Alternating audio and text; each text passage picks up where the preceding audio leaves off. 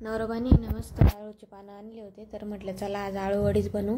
तर बघा आता सगळ्यांच्याच आवडीची असते आळूवडी, आणि ही आळूवडी ना माझी बनवण्याची पद्धत अशी आहे, एकदम सोपी। जे कोणाला म्हणजे नवीन बनवणार असेल ना तर ते पण असं म्हणजे बनवू शकतं। तर खूप सोपी पद्धत आहे, आणि ही मी ना माझ्या सासूबाईकडूनच शिकले होते, म्हणजे नुसते वाफेवरच बनवायचे आपल्याला। तर चला मग आता बनवू। आणि एकच भांडं लागतं, त्याच भांड्यामध्ये सर्व आळूचे म्हणजे वड्या बनवून तयार होत्या। तर अशा प्रकारे आता मी बेसन पीठ घेतले, आळूचे पानं स्वच्छ धुवून घेतले, त्याच्या दांड्या कापून वगैरे घेतलेल्या आहे, आणि नंतर मग बेसन पिठामध्ये लाल तिखट आणि हळद टाकली आहे, आणि मीठ टाकले चवीनुसार, आणि पाण्याने मस्त अशा कन्सिस्टन्सीमध्ये ना मळून घेतलेलं आहे। तर नेहमी मी ना अशा प्रकारेच बनवत बसते। तर खूप सारे मसाले टाकून मिस्टरांना नाही आवडत, तर ते आम्हाला असे साधे सिंपलच आळूवड्या आवडत्या। तर कोण कोण अशा पद्धतीने बनवतं कमेंटमध्ये नक्की सांगा।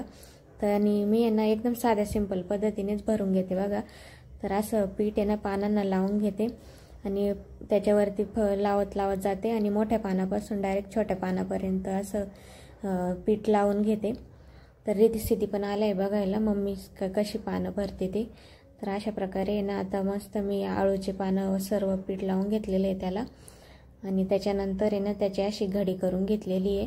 तर अशा प्रकारे आता दोन माझे अशा आळूवड्या तयार झालेल्या आहेत। तर कढईमध्ये ना मस्त कढई गरम करायची, आणि आळूवड्या अशा बनवलेले ना तर असं टाकून द्यायचं, आणि वरतून ना 1-1.5 उबळे तेल टाकून द्यायचं, आणि मस्त असं झाकण ठेवून द्यायचं आहे, आणि एकदम कमी गॅसवरती शिजवून घ्यायचं आहे, असं वाफेवरच होऊन जातं आहे। आणि मला तर आधी रेसिपी माहितीच नव्हती लग्नाच्या आधी, पण मग नंतर माहीत झाली, तर आता नेहमीच बनवते मी। तर अशा प्रकारे बघा मस्त असे वाफेमध्येच आळूवडे शिजून गेले, आणि तेलामध्ये ना असं केलं ना तर टेस्ट पण खूप छान लागते। तर आपण जे चाळणीवरती वाफेवर असं बनवतो ना त्याच्यापेक्षा ही पद्धत मला सोपी वाटते। तर मग मी अशा पद्धतीनेच बनवते, आणि खायला पण अशा टेस्टी लागतात। नंतर मग थंड होऊ द्यायच्या, आणि मग असे कापून घ्यायचे। मी तर थोडे गरमच असताना कापल्या होत्या, कारण ना अभ्यंत पण झोपलेला होता, आणि मला पटपट काम उरकायचं होतं म्हटलं। तर मग अशा पद्धतीने कापून घेतले। नंतर परत त्याच कढईमध्ये तेल टाकलेलं आहे, आणि जिऱ्याची फोडणी द्यायची, आणि सर्व कापलेले जे आळूचे वडे आहे ना तर त्या टाकून द्यायचे आहे, आणि मस्त अशा आळूवड्या तयार झालेल्या आहे बघा। तर मी या व्हिडिओमध्ये ना अभ्यंतला मी अपचन झाल्यावर कोणते औषध देते ते पण शेअर केलेले आहे, तर तुम्ही ना व्हिडिओ शेवटपर्यंत नक्की बघा। आणि आज मस्त बनवलं होतं गिलक्याची भाजी, आळूवड्या आणि चपाती, आणि सोबतच आता कैरी होती, आणि मी मस्त आता ताव मारणार आहे जेवणावरती। तर या मग जेवण करायला। अशा पद्धतीने आता माझा स्वयंपाक सर्व तयार झालेला आहे। तर व्हिडिओ आवडला असेल तर लाईक करा। जेवण वगैरे झालं, त्याच्यानंतर किचनमध्ये आले बघा, तर किती पसारा होता, तर सर्व किचन खराब झालेलं होतं। त्याच्यानंतर मग मी गॅसवरचे सर्व भांडे काढून घेतले, आणि गॅस आहे ना मस्त घासून घेतलेला आहे, आणि त्याच्यावरचे भांडे पण घासून घेते। मध्येच टीव्हीकडे पण लक्ष आहे, तर किचनमधून आमचा टीव्ही दिसतो तर तो पण बघते। तर सर्व भांडे वगैरे घासून घेतले मग पटपट, आणि अभ्यंतला सांभाळायला माणूस असल्यावर मग काही टेन्शन नसतं, मग मी पटपट काम आवरू शकते। तर बघा अशा पद्धतीने ना सर्व मी क्लीन करून घेतलेले गॅसवरचे भांडे। तर खूपच खराब होऊन जाते, रोजच घासावंच लागतं। स्वच्छता ठेवली तरच मग झुरळ वगैरे होत नाही, रात्रीच्या वेळी असे क्लीन करून घ्यायचे। त्याच्यानंतर बघा बेसिंग पण मी रोज घासून घेते, आणि अशी जाळी आहे ना त्याची काढून घ्यायची। माझ्या बेसिंगला आहे ना अशी जाळी आहे, आणि वरती एक नट आहे, तर ते निघतो स्वच्छ करण्यासाठी। तर अशा प्रकारे आहे ना मी स्वच्छ करून घेते, आणि मस्त क्लीन करून घेते। आणि बेसिंग बघा माझं किती चकाचक झालेलं आहे। तर रोज अशा पद्धतीने स्वच्छता करून ठेवली ना किचनमध्ये, तर सकाळी उठल्यानंतर आहे ना मग असं किचनमध्ये यायला पण फ्रेश वाटतं, आणि पटकन माणूस असं काम आवरायला आहे ना म्हणजे असं उत्साह होतो, निर्माण होतं सकाळी सकाळी। तर बघा अशा पद्धतीने आता भांडे वगैरे असे ठेवलेले आहे, आणि गॅस वाटा पण क्लीन केलेला आहे पूर्ण, आणि गॅस पण घासलेला आहे। तर अशा पद्धतीने मस्त किचन माझं क्लीन करून घेतलेलं आहे। त्याच्यानंतर आहे ना मग परत दूध गरम केलं होतं, ते रोजची ड्युटीच आहे माझी। तर दूध वगैरे गरम करून ठेवलं होतं, तर रिद्धी सिद्धीला दूध प्यायला मग गूळ पण कापला आणि त्याच्यामध्ये गूळ टाकला ग्लासमध्ये आणि दूध प्यायला दिलेलं आहे. तर आमच्या एका मॅडमला साय आवडती आणि एक मॅडम खातच नाही, म्हणजे सिद्धीला साय आवडती आणि रिद्धी साय खात नाही. तर मग बघा ध्यानानेच मग करावं लागतं, दोघींना पण कमी जास्त व्हायला नको.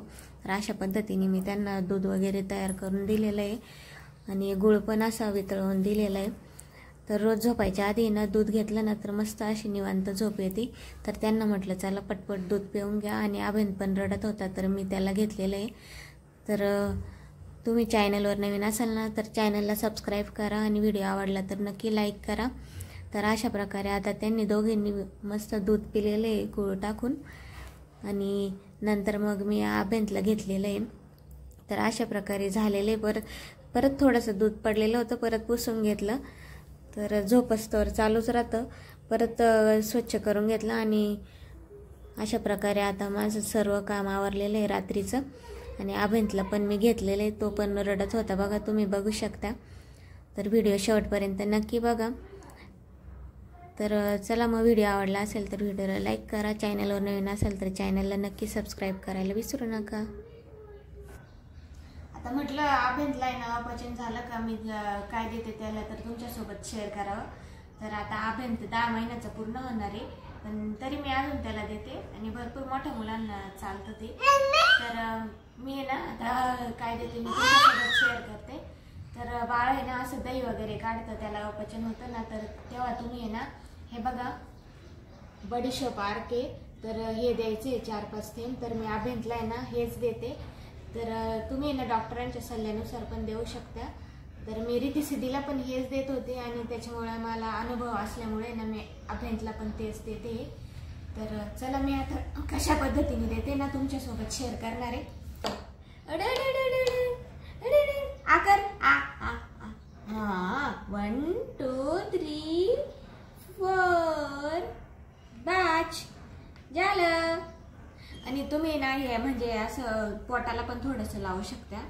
तर बघा अशा पद्धतीने